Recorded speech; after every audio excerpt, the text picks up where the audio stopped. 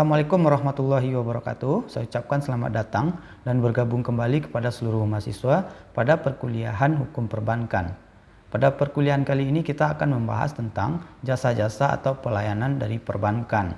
Tentunya kita sudah ada yang melakukan secara pribadi tentang layanan-layanan perbankan ini dalam kehidupan sehari-hari.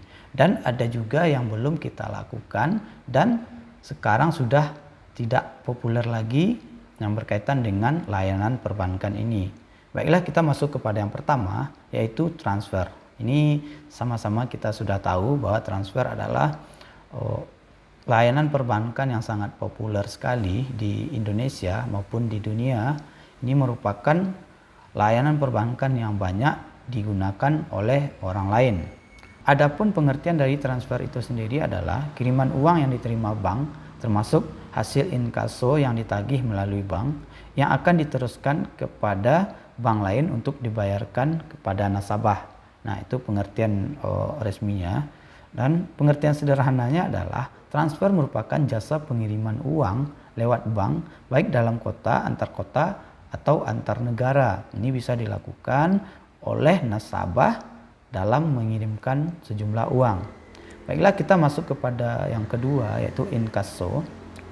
Pengertian dari inkaso adalah jasa yang diberikan bank atas permintaan nasabah untuk menagihkan pembayaran surat-surat atau dokumen berharga kepada pihak ketiga. Nah, di sini bank membuka layanan bagi orang-orang ataupun nasabah yang memiliki kesulitan, misalkan jarak, waktu, dan yang lain-lainnya. Nah, dapat kita contohkan di sini adalah A melakukan pembayaran ke B menggunakan cek dari bank tempatnya menabung. B merupakan nasabah Bank Y di Jakarta.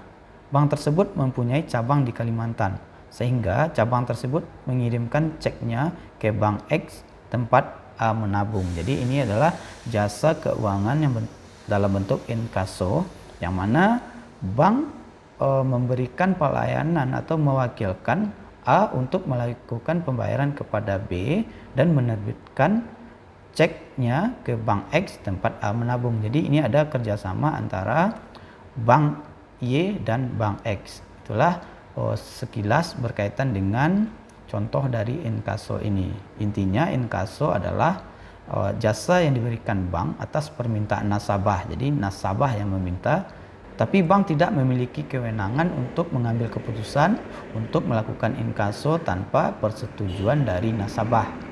Baiklah, kita masuk kepada yang ketiga, yaitu clearing. Clearing adalah penyelesaian utang piutang antar bank.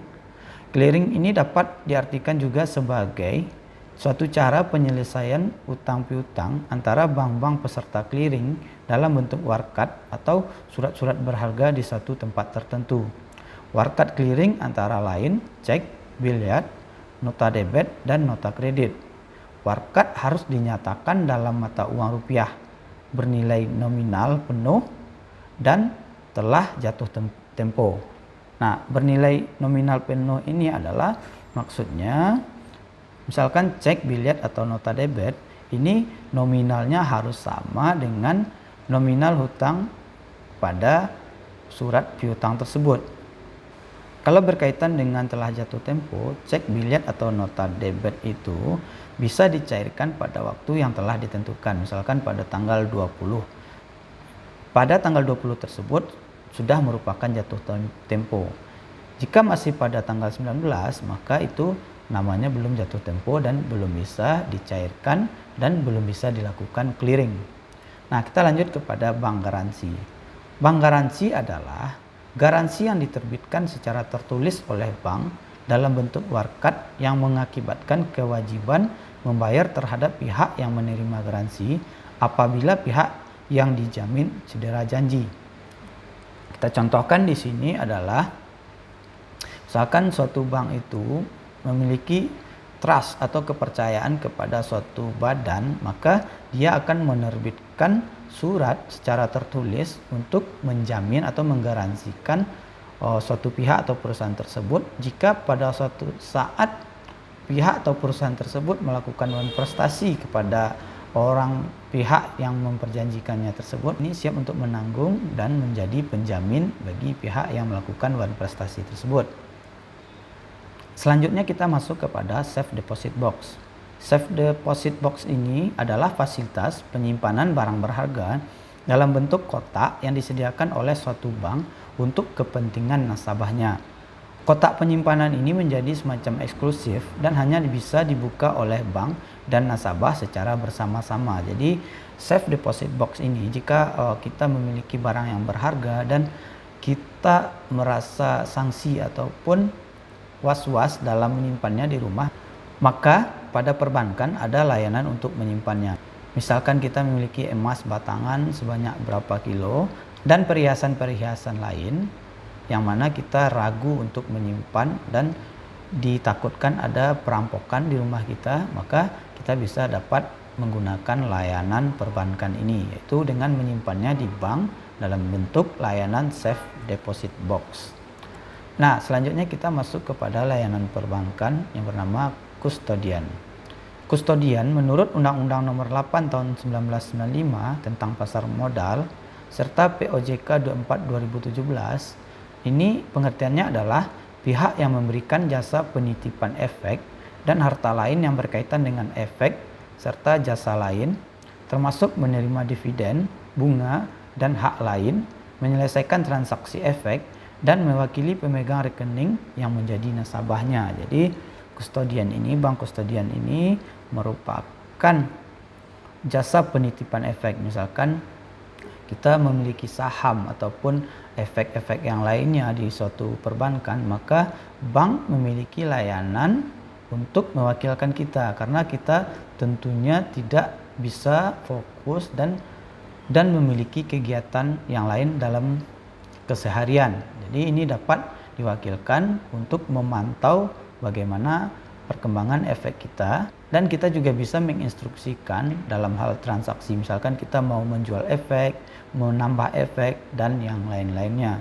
Selanjutnya kita masuk kepada produk lainnya, yaitu ATM. Kita sudah sama-sama tahu tentang ATM ini. ATM menurut Edlen Frolian tahun 2004 adalah alat telekomunikasi berbasis komputer yang menyediakan tempat bagi nasabah dalam melakukan transaksi keuangan tanpa membutuhkan seorang teller bank. ATM dalam bahasa asing itu Automated Teller Machine, dan dalam bahasa Indonesia adalah anjungan tunai mandiri. Ini sudah sama-sama kita ketahui bahwa keuntungan menggunakan ATM ini adalah kita dapat menarik uang di mesin ATM yang ada di seluruh Indonesia kalau keberadaan kita di Indonesia, dan kita juga dapat menarik uang atau mengambil uang di ATM ataupun mesin ATM yang berbeda bank. Ini tentunya dikenakan biaya tambahan kalau beda bank. Selanjutnya adalah traveler check. Ini merupakan cek yang sudah jarang digunakan karena dengan perkembangan teknologi yang ada di dunia, traveler check ini menjadi jarang digunakan oleh orang karena kita sudah mengenal adanya Visa, Mastercard, dan yang lain-lainnya. Nah, adapun traveler check ini memang diciptakan untuk orang yang bepergian dan dapat diuangkan pada kantor-kantor bank yang mengeluarkan atau pada pihak-pihak yang ditunjuk. Ini juga dapat dibayar oleh perusahaan yang mengeluarkannya dan dijual dengan angka nominal tertentu dan dijamin dari kehilangan atau pencurian. Cek tadi diterima sebagai pengganti uang tunai oleh para pedagang, dapat dicairkan di kantor-kantor tertentu. Jadi cek ini juga dapat digunakan sebagai alat jual beli. Misalkan kita memakai cek traveler check ini, kita membayar belanjaan kita dengan cek ini juga dapat dilakukan. Kan nilai nominal dari cek tersebut lebih besar dari harga yang kita bayarkan, maka pihak pedagang dapat mengembalikan kelebihan uang kepada kita dalam bentuk tunai. Jadi pedagang itu nantinya akan mencairkan ke badan-badan ataupun tempat-tempat yang ditunjuk yang resminya. Kita lanjut kepada yang terakhir adalah credit card. Credit card atau kartu kredit merupakan alat pembayaran dengan cara kredit yang mana seseorang dapat melakukan transaksi pembayaran tanpa menggunakan uang cash. Tentunya kartu kredit ini juga semacam kartu sama bentuknya dengan kartu debit, tapi yang membedakannya adalah kalau kartu debit itu saat kita melakukan transaksi, uang yang ada di dalam rekening kita akan berkurang sesuai dengan nominal yang kita bayarkan. Tapi dengan kartu kredit itu pembayarannya di akhir, jadi kita diberikan kredit berupa uang dengan limit tertentu dan kita bisa menggunakannya untuk pembayaran, dan pembayaran kepada pihak bank kartu kredit ini dilakukan di akhir ataupun pada awal bulan setelah kita menggunakan layanan ini. Nah, demikianlah pembahasan kita pada pertemuan kali ini yang berkaitan dengan jasa-jasa perbankan. Semoga kita dapat mengambil ilmu dari perkuliahan kali ini. Saya mengucapkan mohon maaf jika ada kesalahan dalam penyampaian, baik sikap maupun kata-kata. Dan akhir kata, Assalamualaikum warahmatullahi wabarakatuh.